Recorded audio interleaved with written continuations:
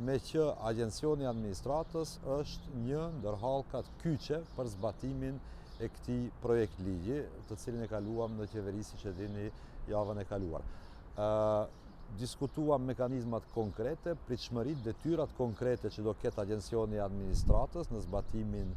e projekt ligjit në fjalë, ku ndër tjera hyn edhe metodologjia për përfaqësim të drejtë dhe adekuat, përgatitja e planeve vjetore dhe të raporteve për gjendjen e përfaqësimit të drejtë dhe adekuat.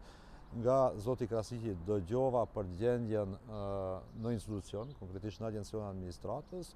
ku si qeveri e re jemi duke u munduar ta fuqizojmë institucionin me burime njerëzore, me alokime financiare, në mënyrë që ky